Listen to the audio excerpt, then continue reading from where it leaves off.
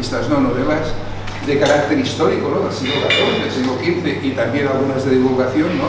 Es mucho mejor literato que yo lo he intentado, pero bueno, no ha llegado. Y le han dado premios muy importantes, como el Premio de Narrativa de Mallorca, por ejemplo, o el de Alsina, y el Ramón Berenguer, puede ser también. Ramón Montaner, y otros. ¿Cuántas novelas han escrito? 10 novelas. Todo eso se acabó al entrar a la universidad.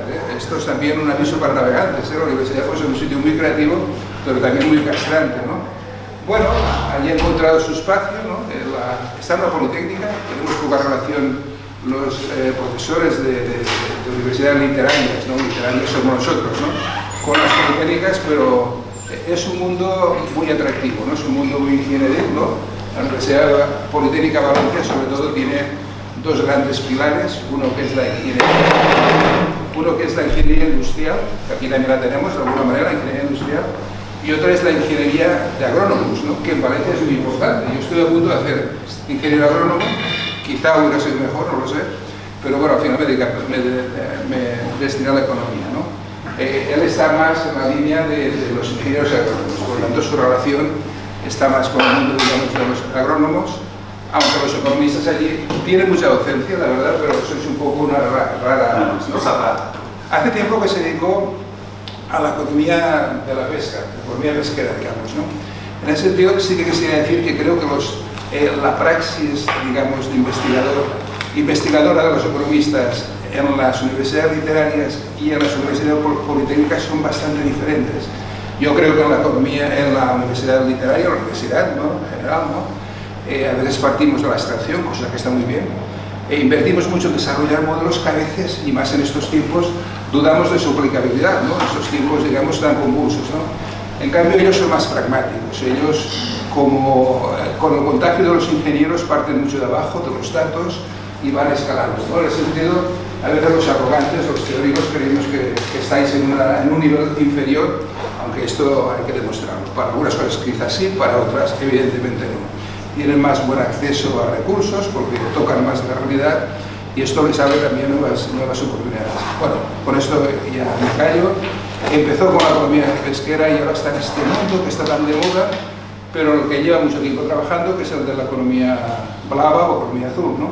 Nada, que nos hable un poco de qué va eso, ¿eh? No va a presentar un paper, sino un poco pros y contras y contenidos de la economía blava. Y muchas gracias por venir, Luis. Bueno, pues muchísimas gracias. Un gusto que me hayan invitado a lo que fue en mi casa durante 4 años que estuve aquí en la Universidad de Chile. Aquí hice mis cursos de doctorado, empecé a dar mis primeras clases en la universidad. Y bueno, ya por circunstancias me fui, pero siempre tengo este cariñito por esos años que estuve aquí. Bueno, hoy vengo a hablar de economía azul. Yo he ido tocando distintos temas a lo largo de mi vida y de repente un día empecé a hablar de economía azul. Busqué en internet qué era eso de economía azul. No es sencillo porque habían dos conceptos totalmente diferentes de economía azul, luego hablaré de esto. Finalmente se ha impuesto un concepto de la economía azul que es la economía del mar, que no tiene más, hay como todo en la vida hay 30 definiciones, al final la economía azul es la economía del mar. Y ahora, cuando lo entendí, me dio mucha alegría. Entonces yo digo en broma que es casi como un concepto que se ha inventado para darle coherencia a mi currículum, porque yo me dedicaba a la economía de la pesca, a la economía de la pesca, pasaba a la acuicultura, pero también era profesor de turismo. En ese momento era el director del grado de turismo de allí de la UPV, y entonces claro, de repente había como una especie de concepto que aunaba. Hay más cosas dentro de la economía azul, ¿vale? Pero 3 de los pilares eran temas en los que estaba yo muy a gusto. Empecé, bueno, porque Agustín me pedía un título, ¿no? Y al final yo creo que el concepto del que partir es, primero, porque se ha vuelto tan popular esto de la economía azul. Porque es verdad que yo al principio era una cosa que me hacía gracia y tal, porque mira que encajaba el concepto, pero no imaginé la popularidad o lo que ha ido creciendo en los últimos años. ¿Por qué? ¿Por qué este tema por qué se ha vuelto tan popular el tema de la economía? Lo de la economía del mar. La economía siempre está ahí, la economía del mar siempre está ahí, siempre han habido puertos, pesca. Bueno, pues al final, como casi todas las cosas en innovación, pues es una mezcla de tecnología, de innovaciones, de inventos que aparecen. Y aparecen perspectivas tecnológicas, aparecen perspectivas de negocio y luego, por último, también aparece una perspectiva socio o geopolítica que trata de aprovechar, ¿no?, estas posibilidades de negocio. La tecnología no puedes identificar una determinada innovación, un determinado invento que aparezca, sino que yo creo que han aparecido en los últimos años varias tecnologías en determinados aspectos, los robots, ¿no?, son los drones marinos, todo el tema de energía eólica marina, el boom de la acuicultura y muchas otras cosas que estaban ahí y que poco a poco han ido madurando y creo que han llegado a un determinado nivel de madurez que han hecho viable su explotación económica. Entonces muchas empresas han puesto sus ojos en el mar. Y a la vez han aparecido, claro, aparecen intereses económicos y aparecen detrás intereses políticos y geopolíticos importantes que también explican mucho la importancia que se le está dando a la economía del mar en los últimos años. Hay una cuestión también legal que creo que también tiene muchísima importancia cuando hablamos del mar, que es una cuestión muy antigua de quién es el mar, que tiene también que ver con dónde ponemos las fronteras de los países, porque en tierra es relativamente fácil poner una rayita y hasta aquí llego, y aún así las que montamos, ¿no? Pero en el mar es mucho más abstracto. ¿Dónde acaba un país? Tradicional, había toda una escuela de derecho que decía que un país llegaba donde llegaban sus cañones. Entonces ponían el cañón en la costa y donde llegaba era territorio de un país. Llevado más allá, siempre ha sido la soberanía de un país, llega donde llegan sus barcos y los cañones de sus barcos. Entonces uno puede imponer sus leyes. Entonces las leyes de un país llegan donde llegan. Bueno, esto se reunieron, y entonces decidieron el tema de las famosas 12 millas, ¿no? Un país tiene su mar territorial, llega hasta las 12 millas, que es a todos los efectos como si fuera el territorio de un país. Luego hay otras 12, porque nosotros hemos visto películas que tienen que salir de las 12 millas para que no los cojan. Bueno, pues si salen no pasa nada porque hay otras 12 donde te pueden coger. Hay otras 12 millas, hasta 24 millas que hay un país que tiene jurisdicción, ¿vale? No económica, pero sí de vigilancia, que dicen. Pero hubieron países que decían, bueno, pero nosotros tenemos un mar muy rico, nos están esquilmando a partir de las 12 millas, entonces yo no quiero 12, yo quiero 200. Esto empezó haciéndolo Chile, Perú, otros países, y se ha ido generalizando. Entonces, desde el punto de vista legal, un país tiene su zona económica exclusiva que le llega a las 200 millas. Pero los países no se han conformado con las 200 millas. Entonces, en las últimas reformas de la ONU se amplió a que los países tenían derecho sobre su plataforma continental. Es decir, los países ribereños, digamos, pues bueno, en realidad somos plataformas continentales, que una parte está fuera del agua, pero en realidad si sigues por debajo del agua, el país sigue, ¿vale? Lo que es la geografía, los geólogos que estudian esto, dicen que el país sigue por debajo del agua. Entonces, esta parte que continúa por debajo del agua, pues para muchos turistas es una continuación de tu país. Ahí había algún problema, porque por ejemplo Islandia llegaba hasta el Polo Sur, sigue toda la dorsal atlántica, entonces dijeron, bueno, pongamos un límite en 350 millas, que si un país es capaz de demostrar que su plataforma continental continúa a 350 millas, lo consideraremos. A medida que te vas alejando de la costa vas perdiendo derechos. No tiene derecho sobre la pesca, pero sí que tiene derecho, que es lo que importa ahora, sobre el suelo y el subsuelo. Entonces, los países se han lanzado a toda una carrera en la ONU para ampliar sus territorios, ¿no? Alguien decía que España está, desde Cristóbal Colón, que no había incorporado tanto territorio. Porque, de hecho, tienen la ONU como cuatro demandas.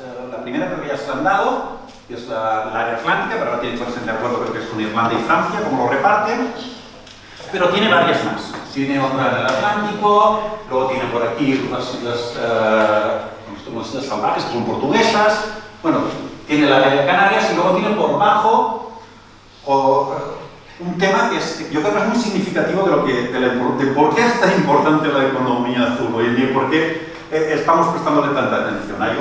Ahora resulta, claro, para que te lo apruebe la ONU, tú tienes que hacer muchísimos informes científicos, geológicos, sobre la longitud de la plataforma continental. Entonces, claro, están investigando y están topografiando mucho lo que es el fondo marino, que era el gran desconocido, y están descubriendo muchas cosas. Aquí en concreto se ha descubierto lo que se llama Monte Tropic, tiene las mayores reservas de cobalto del mundo y probablemente unas reservas enormes también de litio y de otras tierras raras. Problema que está enfrente del Sáhara. España dice que es de la plataforma canaria, los saharauis no dicen nada, obviamente, porque no tienen voz, pero Marruecos sí. Entonces hay ahí un litigio internacional. Porque esto de las plataformas continentales ha abierto un melón enorme. ¿Vale? Con las 200 millas hubo algún problema. Por ejemplo, además se descubrió por casualidad que los argelinos habían llevado sus aguas continentales hasta la isla Cabrera y hubo ahí un follón bastante considerable. Pero es un ejemplo, y esto es un ejemplo local, un ejemplo español que no tiene ninguna importancia a nivel geopolítico, bueno, sí que tiene, ¿vale? Pero no deja de ser un problema local. Los problemas están aquí, ¿vale? Los problemas están en el Ártico y los problemas están en el mar meridional de China, donde los conflictos territoriales son muy fuertes, sobre todo por el tema este del control de las áreas marinas.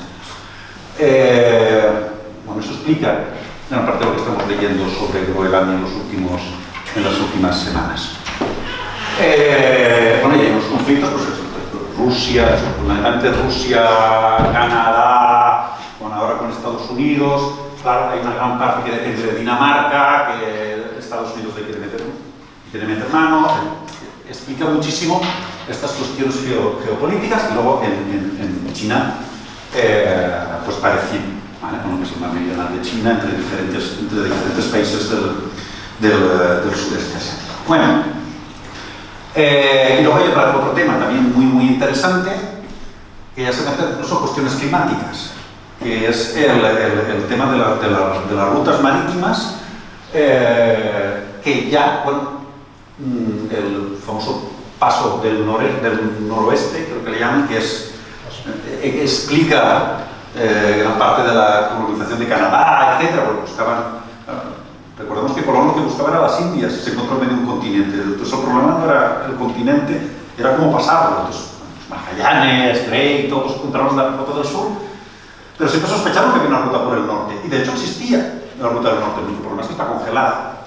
Pero hace 4 o 5 años, creo que por primera vez un rompehielos pudo hacer esa ruta y ya lo han hecho varios después. Y como siga al ritmo que va el cambio climático, está previsto que en no muchos años sea una ruta viable, probablemente con otros barcos, pero será viable. Y entonces las principales rutas del mundo, por ejemplo China-Rotterdam, pues pasarán de 45 a 32 días. Bueno, estos son algunos de los ejemplos, incluso geopolíticos, de tecnología. Voy a decir ahora, voy a ir repasando lo que es la economía azul y varias tecnologías que irán apareciendo, pero que creo que han puesto en primera línea el tema del mar. Por supuesto, el mar, siempre se ha dicho, ¿no? Quien domina el mar, domina el mundo. Esto lo tenían claro desde los romanos, cuando ganaron a los cartagineses y tal. Pero esto se ha sabido siempre, ¿no? Pero ya era una cuestión más militar y que además centrada en los estrechos y tal, que es como se dominan los mares. Pero de repente, el mar, por diferentes cuestiones, ya digo, tecnológicas, económicas, pero también geopolíticas, se ha puesto en primera línea, ¿vale? Y hay un interés creciente por parte de todos los países y de todas las administraciones por la explotación económica del mar. ¿Qué es lo que es la economía azul?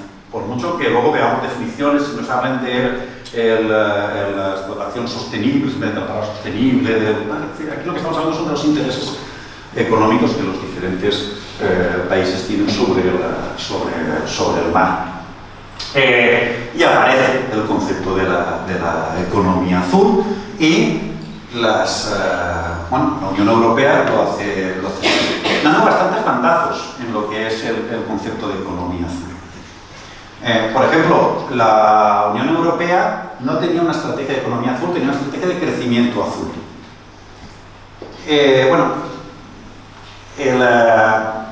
Cuando aparece el concepto de economía azul se le dan muchos significados. La Unión Europea pone el foco en la innovación y de hecho se deja la pesca fuera de la estrategia de crecimiento azul. Está la agricultura, temas de biotecnología, etc. Pero la propia Unión Europea cambia, hace poco, creo que en el 2021 o así, cambió su definición de economía azul para hacer un concepto de economía azul mucho más amplio en el sentido las actividades económicas relacionadas con océanos y mares, ¿vale? Es la economía del mar. Hablábamos ya hace muchísimo tiempo con todos estos concepciones más sostenibles y tal, que siempre le mete la Unión Europea a sus políticas.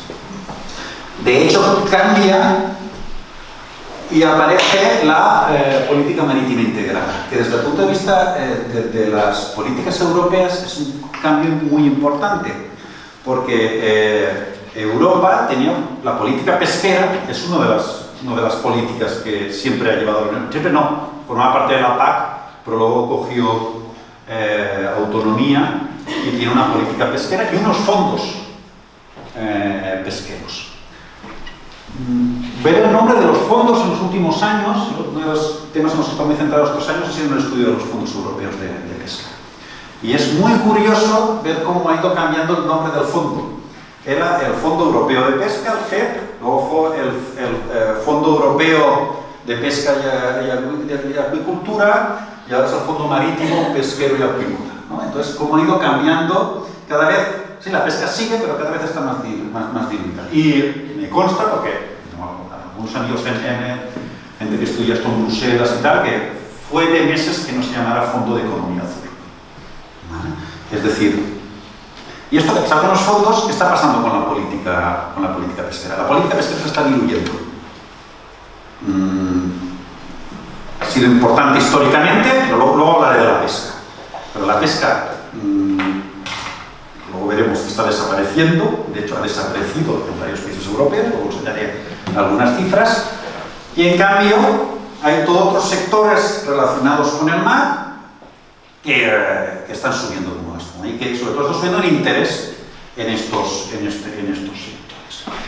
Entonces ya no se atreven a quitar la política pesquera, pero lo que han hecho es hacer un marco muchísimo más amplio en el que introducirla, ¿no? Entonces esta política marítima integrada, pues está la pesca, pero ya empieza a hablar de puertos, de energía marina, de construcción naval, de vigilancia, de turismo y de 1000 cosas más, ¿vale? Y dice que no sustituye a la política pesquera, pero lo que trata es un enfoque holístico, ¿vale? Que trate de coordinar pues todos esos sectores, todos los sectores y todo lo que tenga que ver con el mar, que no acaba en el tema de la economía, porque tiene que ver también con cuestiones militares, con cuestiones de vigilancia de fronteras, etcétera, etcétera.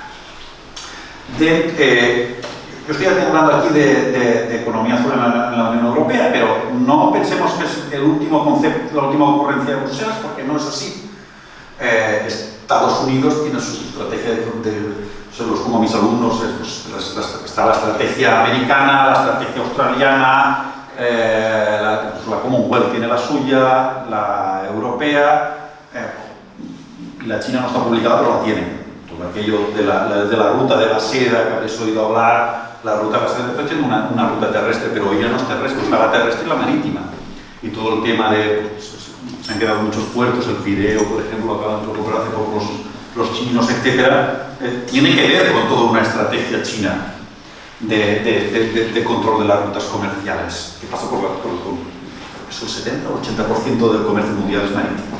¿Vale? Por tanto, ahí también estas cuestiones geopolíticas y estas estrategias de economía azul, las vistan como las vistan, las están teniendo pues, a nivel de grandes potencias, a nivel de países y a nivel de regiones. Están todas Cataluña fue de las primeras, por cierto, su política no era ni de economía azul, porque se sigue llamando la estrategia marítima catalana o algo así. Sí, estrategia marítimo-pesquera. Sí, de Cataluña. Y ya por mesas que lo llaman, ahora sería estrategia de economía azul. ¿Vale? Pero es lo mateix. ¿Vale? Van todas por ahí, van haciendo nos han llamado, de hecho nos llaman, los dos sabéis de esto, pues nos llaman para que les digamos un poco por dónde van los temas estos de economía azul, porque es una prioridad sobre todo en las regiones costeras. No acaba aquí, ligado a la política marítima integrada y ligado a todo esto que estamos hablando. Están las estrategias de cuenca marina, de vigilancia marítima, pero una en la que me gustaría centrarme, podría estar hablando todo el día sobre ella porque está dando muchísimo que hablar, incluso polémica, es el tema de la ordenación del espacio marítimo, que es algo que Europa ha pedido a todos sus países y de ahí las estrategias que ordenen sus espacios marítimos. ¿Vale? Que esas zonas sobre las que tienen intereses, que pueden legislar, etc., las ordenen conforme se ordena el espacio terrestre. Entonces, una planificación se les ha pedido, que son los estados los que tienen que planificar sus áreas. En el caso de España lo presentó hace un par de años, con bastante retraso por todas las polémicas que hubieron entre sectores. Bueno, pues porque ya hay muchos intereses y muchos agentes interesados en explotar esas zonas, en explotar el mar. ¿Vale? Ya no es aquello de los pescadores, el mar es mío, y entonces pues surgen los conflictos. Se hizo una lista de usos de interés general, pues desde temas medioambientales a temas de seguridad, a temas de arqueología, a temas de investigación, etc. ¿Vale? Y luego todos los sectores económicos que podrían estar interesados: acuicultura, pesca, energía, puertos, ¿qué más tenemos por ahí? Turismo, todo el tema no hablado, lo quería decir, se me ha olvidado, todo el tema del cableado que hemos visto ahora con algunos casos en el mar Báltico. Algunos consideran uno de los grandes telones de Aquiles de las economías occidentales, todo el tema de cableado, tubos, etcétera, que van por el mar. Tiene que ver también con esto, ¿no? La importancia geopolítica que estábamos hablando. Entonces se han declarado como dos zonas, las zonas ZUP y las zonas ZAP. ¿Vale? Las zonas ZUP son las de uso prioritario para actividades de interés general, pues zonas pues, que se reservan, digamos, porque sabemos que allí hay un pecio, o porque sabemos que hay determinadas aves que están por allí, o determinadas especies pues, de interés medioambiental, etcétera, o zonas para la defensa, por el tema del estrecho de Gibraltar, como podéis imaginar, o las llegadas a puertos, cosas así. Y luego zonas que se han reservado, entre comillas, para determinadas actividades económicas, ¿no? ¿Dónde se va a poder hacer acuicultura? Hasta ahora, aquello era, pues, bueno, tú pedías dónde la quieres hacer. Es verdad que tienes que hacer tus declaraciones de impacto ambiental y todo esto, pero ahora, de alguna manera, lo que se pretende con esto es dar una especie de dar una seguridad jurídica. ¿Vale? Tú montas aquí, esta zona, y ya tenemos hecho los estudios de impacto, etc., y pensamos que es buena para la acuicultura. ¿Dónde ha venido el follón? Con la eólica marina. ¿Vale? Siempre había habido pique, acuicultura, pesca, pero ahora el pique fuerte está con la eólica marina. ¿Vale? Se le ha reservado varias zonas para aquí tenemos un ejemplo Esto es del noreste. Bueno, esto está para toda la costa, lo podéis consultar en la página web, son públicas. Pues estos son, por ejemplo, las últimas FAP que se han hecho pues, para el noroeste, para la zona de Galicia. ¿No? Estas zonas azulitas son las zonas de eólica marina. Aquí ha habido conflicto porque se han puesto algunas aquí en Cataluña, creo que es en frente de Roses, ¿no? Por la zona del Cap de Creus, y luego creo que también por Menorca también han puesto alguna, ¿no? Entonces está ¿cuál es el impacto sobre la pesca que pueda tener, ¿no? Sobre todo con la pesca, porque lo que ha habido es mucho.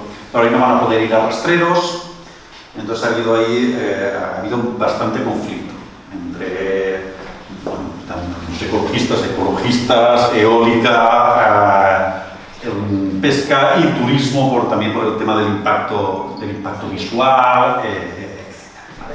Pero eso es una discusión que está habiendo hoy, ¿vale? Y que está muy viva y que tiene mucho que ver con el tema de la economía azul y porque de repente todo el mundo nos hace caso a los que nos dedicamos a esto de la economía azul. Vale, un poco para ponernos, creo que ya ha quedado bastante claro por qué se ha vuelto tan popular el concepto de economía azul en los últimos años, o por qué de repente estamos todos mirando al mar desde diferentes perspectivas. ¿Qué es la economía azul? Yo he dicho que era la economía del mar, pero ¿qué incluye? Es un tema que no está tan claro. En Europa lo tenemos bastante claro porque se hacen todos los años unos reports de economía azul que se pueden consultar y los ha hecho como ha dividido como en dos grandes sectores, los sectores consolidados y los sectores emergentes. Y los sectores consolidados, bueno, pues tenemos claros, por lo menos en Europa, cuáles son los que forman la economía azul, que son estos, ¿no? Turismo costero, recursos vivos marinos, pesca y agricultura, recursos no vivos marinos, transporte marítimo, energía oceánica, actividades portuarias y construcción y reparación naval. Ahora iré haciendo una breve pincelada de cada uno de ellos.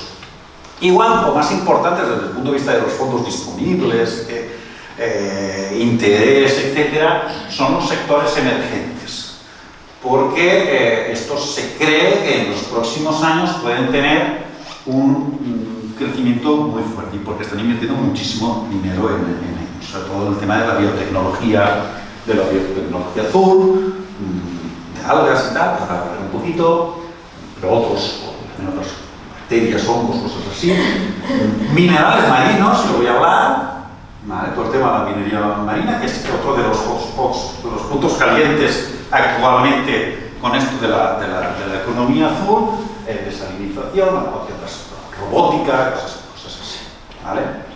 Bueno, datos generales sobre la economía azul. La economía azul es muy fuerte, es tanto en términos de empleo como en términos de PIB. Siempre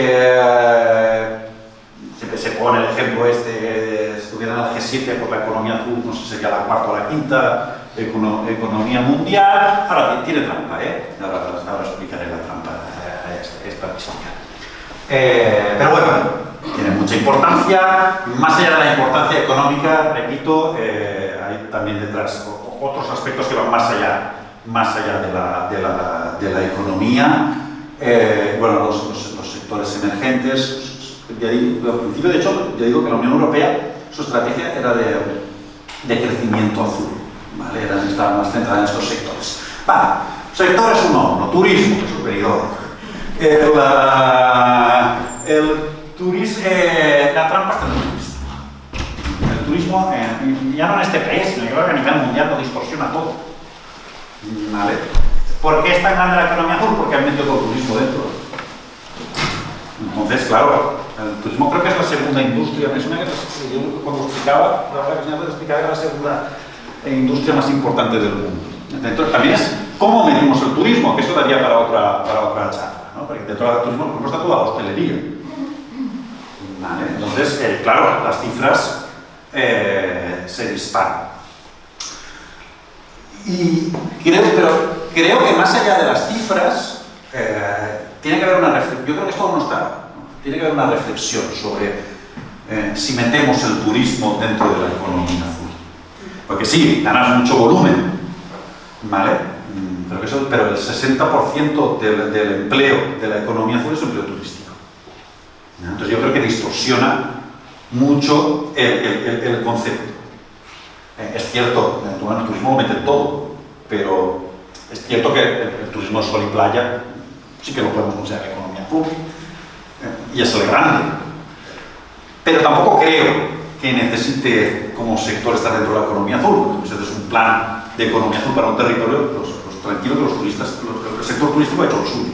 Y probablemente no sea el mismo. O sea, estratégicamente no creo que sea una buena idea meter todo el turismo, ni siquiera el turismo de sol y playa. Lo que sí que hay que identificar determinados sectores del turismo que sí que pueden formar parte de la economía azul, ¿no? Estamos desde el turismo de crucero, nos guste o no, al turismo náutico, al turismo de museo, no sé, todos estos temas que sí que probablemente tengan más que ver. Pero de la otra manera, lo que muchos estamos diciendo es que se van a distorsionar. Estamos hablando, descafeinamos mucho y distorsionamos lo que es el concepto de economía.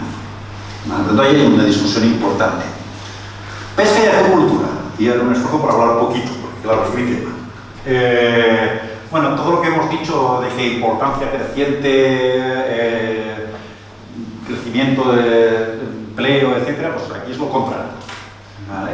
Y además es una cuestión muy curiosa a nivel mundial. A nivel mundial cada vez se consume más pescado. El consumo per cápita de pescado va subiendo. En España no, es todo lo contrario, va bajando. Y en Europa en general también. Porque este incremento del consumo de pescado tiene dos explicaciones. Dos palabras, acuicultura y Asia. ¿Vale? Creo que hace 2 años, por primera vez, se consume, ya por producción, la acuicultura ha sobrepasado a la pesca. Y esto está pasando porque, especialmente China, todo el sudeste asiático, pero especialmente China, gran parte de su estrategia para alimentar a toda su población pasa por una acuicultura continental muy agresiva que crece lleva creciendo a 2 dígitos muchísimo tiempo. Y aquí es todo lo contrario. Ahora veremos algunas cifras. La política, no veremos la situación en la que se encuentra la pesca en España y en Europa en general. Muchos echan la culpa de la política pesquera. Probablemente tiene su responsabilidad, pero hay también hay muchos otros factores, desde ambientales a hábitos de consumo, a de flujos de exportación, importación, etcétera, que estén detrás de esta crisis. Pero las cifras son brutales en cuanto a la pesca. Es decir, yo no sé lo que durará la pesca en nuestros puertos, porque es una pesca a pequeña escala y está cayendo. Incluso se le dio la puntilla hace unos meses con un plan que leeríais en la prensa sobre la rastrería y la desaparición de la pesca. Pero yo también se lo digo, no habéis evitado la despesa. O sea, esto es o muerte lenta o muerte rápida.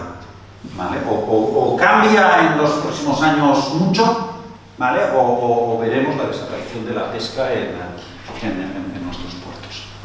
Esto es cómo va a nivel europeo. ¿No veis caso de esos dos que van hacia arriba, que es Croacia y Bulgaria?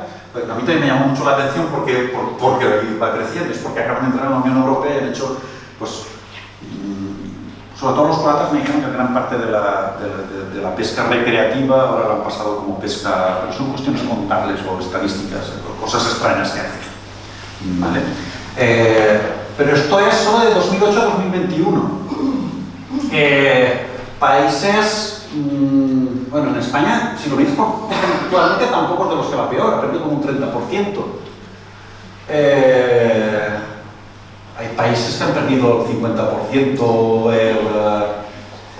Dinamarca, Alemania, el 54% de sus pescadores en 10 años.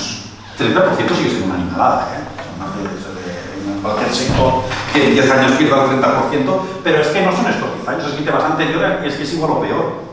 ¿Vale? Es que España tenía 100.000 pescadores a principios del siglo y tiene 30.000 ahora. ¿Vale? Es que están cayendo y hay un problema. Los temas en los que estoy trabajando de relevo generacional. O sea, y no es peor la situación por la emigración. ¿Vale? Hay determinados... tú vas a los puertos ahora y los emigrantes son muchísimos. Y si te vas a sectores que a lo mejor no ves tanto como el cerco, que estos van siguiendo la costa, van siguiendo los bancos de peces, son todos migrantes. Y no hay exceso, como mucho el capital, y cada vez más son senegaleses o marroquíes. ¿Vale? Por tanto, no sé si la gente es consciente de esto. Y luego, esto no es una cuestión española. Yo también se explicaba el otro día, tuve eso que me invitaron al ministerio y lo explicaba, porque la política, he hecho mucha culpa a la política europea y tal. Europa no se preocupa o sea, sí que se preocupa de la pesca. Para Europa la pesca es una preocupación, pero desde el punto de vista ambiental. Desde el punto de vista socioeconómico, te preocupas de la pesca si tienes pescadores. Pero si no tienes pescadores, deja de preocuparte. Pescadores tenemos España, Italia y Grecia. Y algo en Francia. Ahí tienes los números. Pero estos números, Alemania, 750 pescadores. 750 pescadores en un país como Alemania, eso es nada. Yo a veces me burlo, no solo como habían mis compañeros alemanes, que digo, yo creo que debe de ser más estudiando la pesca que pescando, porque tienen buenos institutos de estudio de la pesca. 700 pescadores es nada en un país como o Suecia, o Finlandia, o Dinamarca. De todos estos países, la pesca en el norte de Europa prácticamente ha desaparecido. Y el Mediterráneo es más fuerte, porque tradicionalmente también tenemos los más pequeñitos, etc., pero va camino. ¿Vale? Creo que solo hay 3 países que tienen más de 10.000 pescadores. ¿Vale? Entonces, a tipo completo son 24.000, en España hay 30.000 de pescadores, pero muchos ya ¿vale? Pues eso queda Italia 15.000, Grecia 12.000 y Portugal, porque es más pequeñito, debe tener 8.000 o 9.000. 7.800, 900. ¿Vale? Pues hay pocos países en Europa donde la pesca siga siendo algo relevante. Y algo relevante es el 0,0001% del PIB. ¿Vale? Entonces, claro, a la hora de la importancia de una política hay que mirar también lo importante que es en el país, lo que le importa al político o al decisor. ¿Vale? Entonces, por eso explica gran parte de las políticas europeas que han habido en los últimos años sobre pesca. En cuanto a acuicultura, esta es la acuicultura del mundo. 91% de la acuicultura mundial se realiza en Asia. ¿Vale? Europa, el 2,7%, pero hay una cosa que debería hacernos reflexionar mucho, y son estos, es este dato. La acuicultura a nivel mundial va como un tiro, pero es que la acuicultura europea, si quitas los países de la Unión Europea, la de arriba es la mundial, la de medio es la Unión Europea, es Europa sin la Unión Europea, y esto es de la Unión Europea. Es decir, los países, la acuicultura va bien en los países europeos que no son de la Unión Europea. Va bien en 2 países, en realidad. Fundamentalmente 2 países son Noruega y es Turquía. Noruega por todo un tema del salmón, pero Noruega se salió de la Unión Europea. La gran razón fue por la política pesquera, porque no lo veían claro, y en Noruega es importante la pesca y es importante la acuicultura. Y fue uno de los motivos por los cuales rechazaron la entrada en la Unión Europea. Y en el Brexit fue uno de los temas clave, fue el tema de la pesca. Y la agricultura del salmón, etcétera, en Escocia también va bien. ¿Vale? Pero en la Unión Europea tenemos un grave problema con la acuicultura. Es la única región del mundo donde no ha crecido. Se ha mantenido más o menos estable. La acuicultura, la pesca como un tiro para abajo. ¿Vale? Por tanto, son temas que deberíamos también reflexionar, ¿no? También sobre cuáles son las prioridades en este tipo de políticas. Vale, dejo la pesca porque si no hay una pesca me enrollo, porque es mi tema. Puedo hacer una pregunta muy ignorante. Cuando voy a comprar bacalao fresco a Mercadona o a Mezclar, ¿aquí lo que viene de un barco o viene...? Sí, dentro de la pesca hay que distinguir mucho lo que es la pesca tradicional de lo que es la pesca de altura. ¿Vale? Eso seguramente vendrá de pesca de altura. En pesca de altura se ha perdido, la Unión Europea ha perdido, porque han perdido además de los grandes barcos, congeladores chinos, rusos también de países de España tuvo un problema con Pescanova que quebró hace unos años y tenía la que más congeladores tenía, pero la gran mayoría vendrá de esta pesca de altura. Y no lo pescan pescadores europeos, sino pescadores de fuera de la Unión Europea. En este caso, gran parte pueden ser importados. Yo en clases de máster en esto muestro las importaciones de la Unión Europea son brutales en pescado. La Unión Europea es el principal mercado mundial de pescado, pero importa, creo que el 50%, pues sigue habiendo congeladores gallegos y vascos, pero esto es otro tipo de pesca. Pero aquí se ha reflejado con esa transparencia anterior. Aquello es de agricultura. La anterior, la de los pescadores, sí, el número de pescadores sí que se le refleja, sí que ha caído. Pero eso es como todo. Cuando se rompe algo, se rompe por la parte más débil. En este caso, sobre todo, se está rompiendo con los pescadores a pequeña escala y más en el Mediterráneo que en el caso gallego, porque ahí siguen siendo fuertes. Sí, lo que pasa es que, por ejemplo, en el SCLA, si vas a la pescadería, ponen, por ejemplo, los martes y los jueves tenemos productos a que tienen la leche de cada uno. No me he enterado, pues. Sí. Los pescadores están muy contentos con estos, con los supermercados, porque hace unos años no había nada, ¿eh? Bueno, el tema de lo local y tal, están... Sí. En Mercadona, en Mercadona también. Sí, es la principal. Bueno, eso también daría, porque en Mercadona también intentó comprar barcos de pesca, pero los pescadores no se negaron porque tiene que pasar todo por lujo. Bueno, eso daría para otro tema. Que no quiere decir que todo sea de... Y luego tienes que preguntar, vale, digamos, ¿qué has traído de la llora? ¿Has traído esto? Sí, pero tienen sus días. No, normalmente allí casi todos los días tienen pescado de la lonja. Aquí los días de subasta, pues a la misma tarde, al día siguiente, entonces cuando sí, a partir de las 5, que normalmente lo traen. Y luego también estaría todo el tema del salmón, es que también hay una cuestión de hábitos de consumo. Nos estamos pasando todos al salmón como si no hubiera un mañana. El salmón y el aguacate es la modernidad. Pues estamos todos. Y hay pescados a lo mejor azules de y eso los pescadores lo dicen, que antes tomábamos, no sé, creo que en algunos puertos hay de media de algunas 150 especies.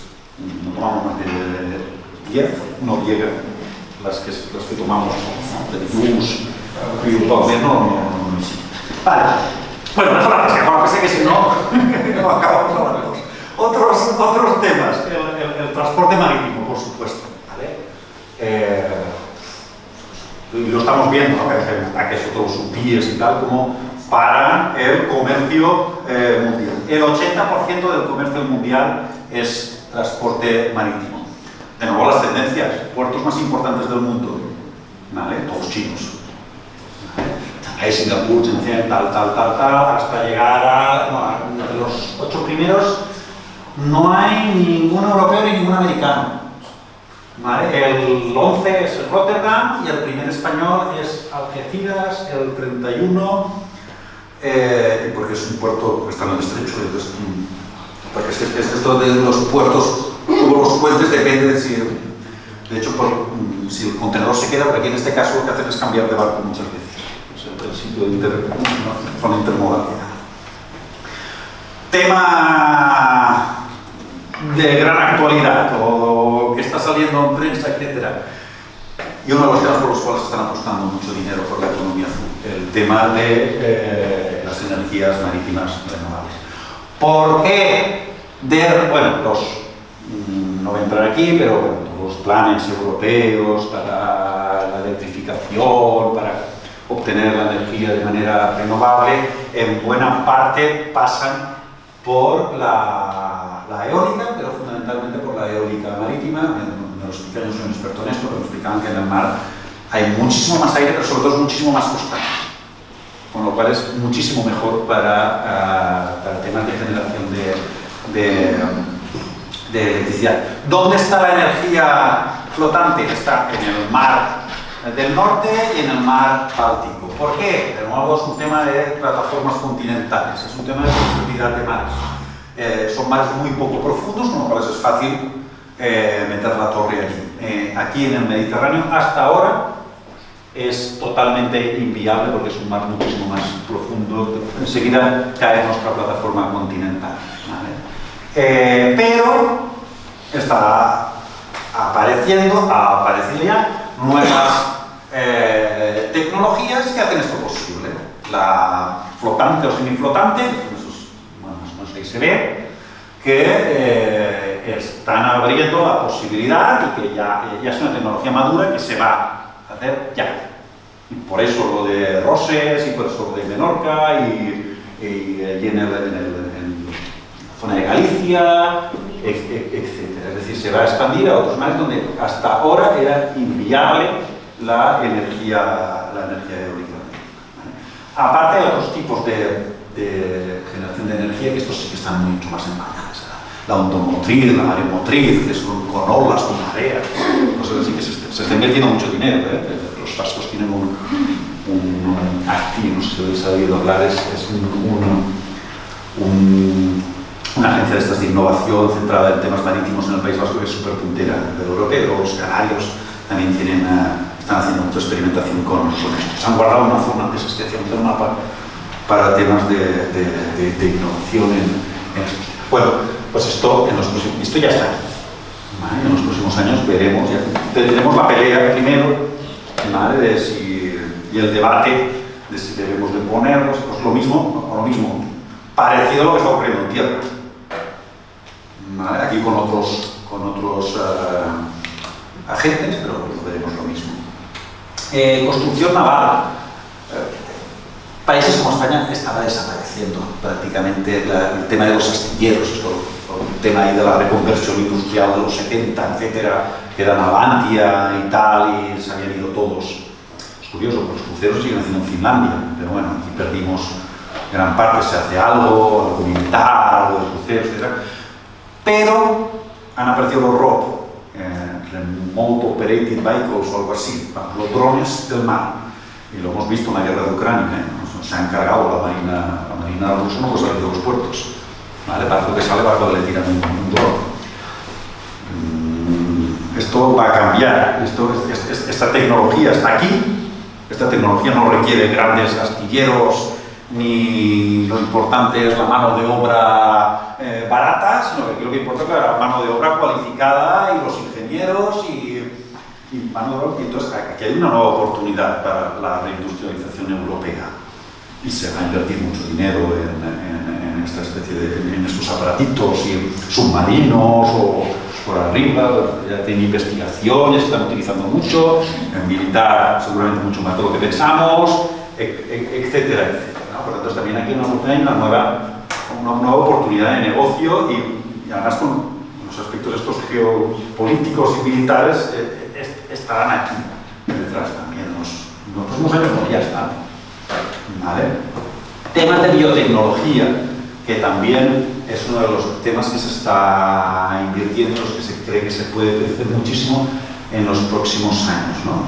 Conocemos muchísimo todo el tema de la biotecnología terrestre, pero bueno, también está todo el tema de las algas y otros muchos especies marinas y tal, que bueno, pues veremos, ya están dando sus primeros resultados. Utilizamos la espirulina, que es una microalga, que es un complemento alimenticio, etcétera, esto de los superalimentos y tal. Y luego en tema de agricultura, todo el tema de las microalgas, de las macroalgas, que también se están viendo. Empresas gallegas que están ya, son muy buenas. Farma, ¿cómo se llama esta de por aquí? No, Biofarma, ¿no? ¿Cómo se llama? Hay temas de cáncer, etcétera, y una empresa gallega que es Farmamar, perdona. Estaba en el anterior, ¿verdad? Y me suena que había puesto. Farmamar es un referente en determinadas medicina utilizando algas y tal. Y ahora, allí en el sur de Alicante acaba de salir una y más que saldrán. Por cierto, incluso el tema de la acuicultura, la especie más cultivada a nivel mundial es una alga. O sea, para los asiáticos comer algas es algo, ¿no? Todos hemos ido, vamos a los japos, comemos el sushi, esto lleva algas, ellos toman mucho, o sea, está ya en su menú y nosotros lo estamos incorporando. Pero bueno, más allá de la comida está el tema de, bueno, pues todos estos cosas más, de desalinización, no sé qué llevaba todo. Bueno, todo el tema de la desalinización también es un tema muy polémico. Dos problemas, puede ser una gran solución la desalinización, hay dos problemas, una la energía que consumen y dos, ¿qué hacemos con la sal? Bueno, claro, damos la sal al agua, pero ¿qué hacemos con la sal? ¿Vale? Y minería, y con esto acabo ya, porque el tema de la minería es un tema clave en los próximos años. Una, por todo el tema de los, claro, minerales, los hemos sacado de tierra, pero bajo del lecho marino hay los mismos o más, porque no se han explotado nunca. Y luego el tema también de las baterías, etcétera, y de las tierras raras, etcétera, que hay una carrera a nivel mundial buscando yacimientos. Y gran parte de estos yacimientos sabemos, porque además ahora estamos investigándolo, que están debajo del mar.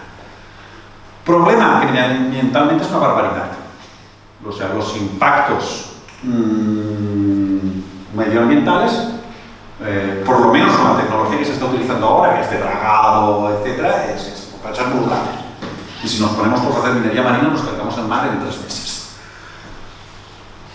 De nuevo, esta lucha entre los intereses particulares, de países, etcétera, con los intereses medioambientales. Y se está ahora mismo, es uno de los temas que se están debatiendo, si se va a permitir la minería marítima o no. Está la International Seabed Authority, la ISA, que en 2025 va a decidir y va a hacer una especie de regulación. Algunos países, además algunos de ellos que eran los grandes adalides de la sostenibilidad, como Noruega, hace poco hizo una norma que iba a permitir la minería submarina. Creo que al final lo han medio parado su congreso, pero vamos, iban así, y hay muchísimos proyectos en muchísimos lugares del mundo, y están los nódulos estos polimetálicos que son manganeso. Bueno, es un tema de muchísimo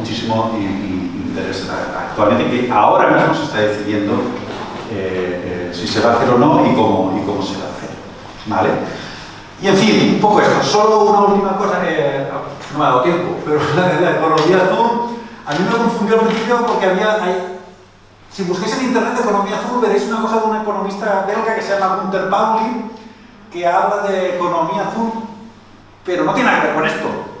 Tiene que ver con algo así como economía circular o reciclajes o cosas así, ¿vale? Lo digo porque se ha confundido.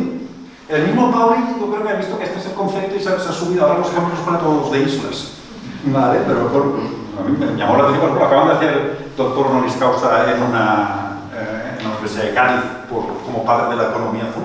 Es padre de la economía azul, pero de otro concepto de la economía azul, ¿vale? Digo porque hay mucho concepto, hay mucho confusión conceptual con esto, ¿vale? Porque si ves en internet veis las dos. Y ya está, el miedo también, yo voy a hablar un poco de esto, los buzzwords, las palabras de moda, que igual van a un roto y un descosido, ¿vale? Que quieren decir todo y no quieren decir nada, pues parte del riesgo en esto de la economía azul hay, sin duda, Pero también es verdad que detrás hay todas estas cuestiones que he ido desgranando y que algunas de ellas se han de gran interés en los próximos años. Y ya está, muchísimas gracias.